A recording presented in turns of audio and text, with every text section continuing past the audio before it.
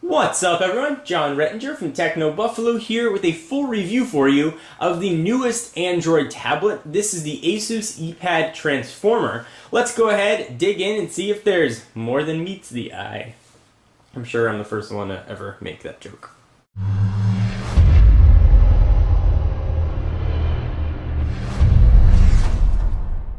Alright, so let me get through the specs very quickly, and then we'll talk about the Transformer itself. It's got a 10.1-inch diagonal IPS screen, the resolution of 1280 by 800.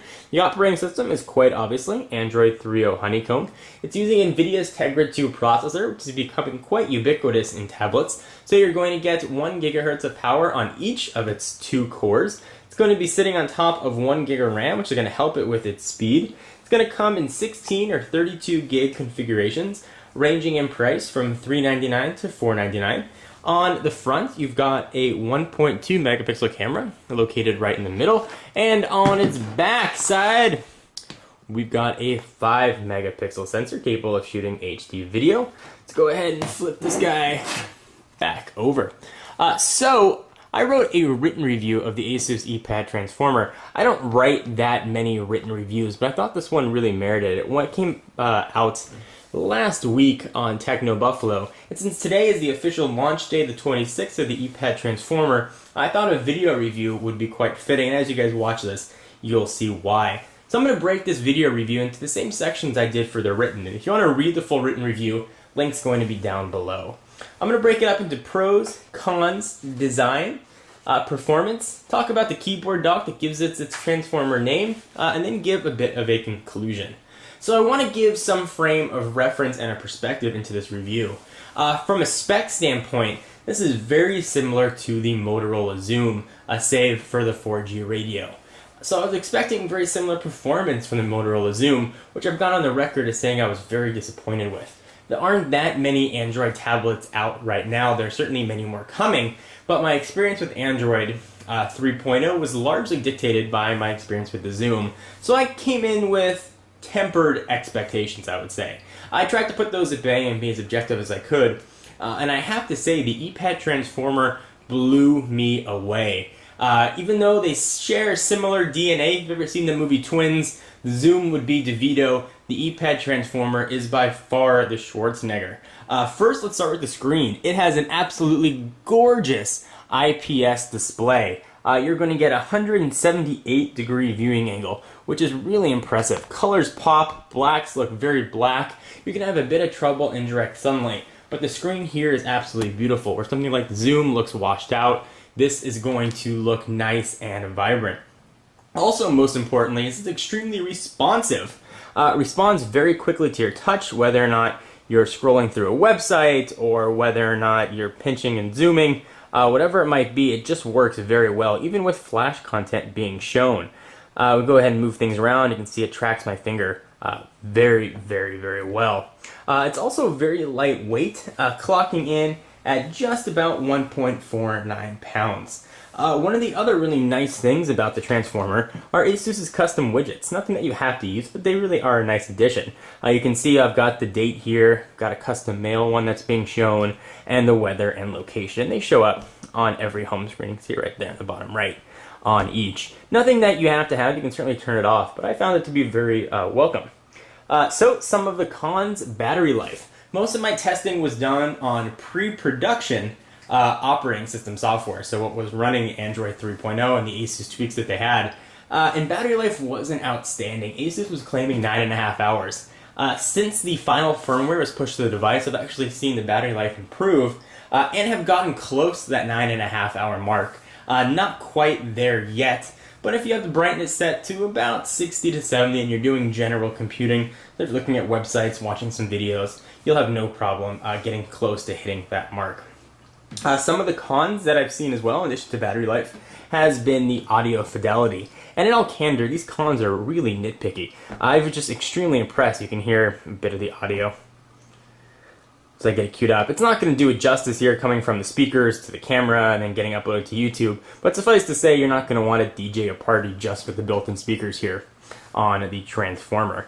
One of the other sort of nice things about the design, and we'll move on to that category again, it's 10.1 inch IPS display with 178-degree viewing angle. Is really impressive. So you can say goodbye pretty much to black bars when you're watching a video in full screen. Which, if that matters to you, is kind of nice. I was happy to not have it be there. Go ahead and close out of this. So you do get a true sort of widescreen angle here. It's 0.51 inches thick. Go ahead and see the thickness right there, and it weighs 1.49 pounds. It's certainly not the thinnest tablet in the world. The iPad, for example, is 0.34 inches and weighs 1.33 pounds. But it's not going to be embarrassed in a bikini on the beach. This is definitely a thin tablet and it feels very, very light in the hands. That's a good time to talk about the feel of the tablet. The bezel is just thick enough that you have room to rest your thumbs. Tablets that sort of come out to the edge, you have a problem when you're holding it. This one I did not have any trouble with that as well, or didn't have any trouble with that, rather, not as well. Felt really, really nice in the hands. The back, while not necessarily the sexiest looking, does provide a nice grip, so you're not going to worry about dropping the tablet. I also really like the camera placement, so as I'm holding the device, I'm not worried about having my finger go over that camera sensor, which is a concern with some other tablets, particularly the iPad 2. And this seems like a no-brainer thing to say, but I was so happy to have that home and power button featured on the left-hand side and be very easy to access. Having used the BlackBerry Playbook's minuscule option on the top, or the Zoom's backward-facing power and lock button, it was really, really welcome and nice to have. So let's talk about performance, and I want to show you my notes that I've got here for performance. I have one word: awesome. The performance here is really, really good, and you guys are going to have to take my word for it. When you're browsing, for example, things look really fast. Even if you're using Flash content, there really isn't any worry. It works very well, and pinching and zooming is all very, very, very quick. If you see this Flash content loading there. And it's even faster with the Flash content turned off, and you have the option, which is quite nice for Android games like Angry Birds, work very, very well. If you want to even launch some Tegra 2 dedicated games, you can go ahead and jump into NVIDIA's Tegra Zone, which you can download from the marketplace, and you can get a ton of custom Tegra 2 games, and there are a lot to like here. The Android marketplace is something that's growing. There aren't that many choices in there quite yet, but certainly as developers get more time to spend and develop, they're going to improve that as we go. So overall, with the risk of making this a 30-minute long video, I've just been really happy with the performance of the Eee Pad Transformer. As just a tablet, whenever anybody would ask me what tablet I recommended, whether it was Android or the iPad, my answer was always the iPad 2, just because I didn't think its performance for people that just wanted to browse the web was matched anywhere else. Having used the Eee Pad Transformer, I can definitely say that anybody who's looking to get a tablet and looking at an iPad owes it to themselves to look at the Eee Pad Transformer. And if you're in the market for an Android tablet in particular, look no farther than the Eee Pad Transformer. It is hands down the best Android tablet I have ever tested, and is certainly in the running for the best tablet I have ever used. The best endorsement I could give it is that I could use this as my everyday tablet on a regular basis. Really is absolutely outstanding. Alright, so now let's talk about what gives the Transformer its name, and that is this guy right here, the keyboard dock. So the dock does bring some interesting things to the table. First and foremost, it brings an almost full-size QWERTY keyboard to the Transformer. If you've ever used a standard netbook keyboard, this is going to be very reminiscent, especially an Asus netbook keyboard.